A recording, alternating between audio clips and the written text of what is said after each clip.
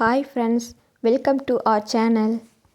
இன்றைக்கி நம்ம கிச்சனில் கத்திரிக்காவை வச்சு ஒரு புளிக்குழம்பு எப்படி செய்யலான்னு டக்குன்னு பார்க்கலாம் வாங்க.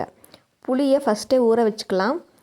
ஒரு பாத்திரத்தில் எண்ணெய் சேர்த்து கடுகு வெந்தயம் சேர்த்து நல்லா பொரிஞ்சு வந்ததும் வெங்காயம் சேர்த்து நல்லா பொன்னிறமாக வர வரைக்கும் வதக்கி விட்டுக்கலாம்.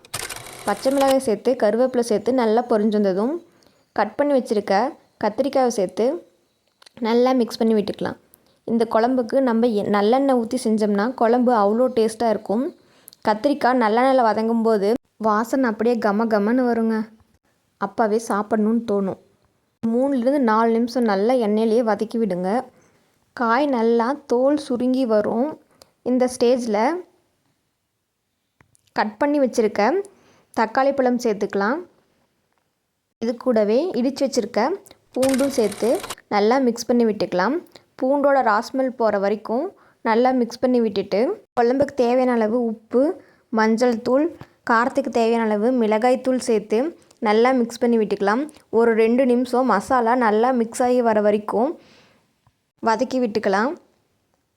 2 நிமிஷம் கழித்து குழம்புக்கு தேவையான அளவு தண்ணி ஊற்றி நல்லா வேக விட்டுக்கலாம். நம்ம சேனலை இன்னும் சப்ஸ்கிரைப் பண்ணாமல் பார்க்குறீங்கன்னா மறக்காமல் சப்ஸ்கிரைப் பண்ணிடுங்க.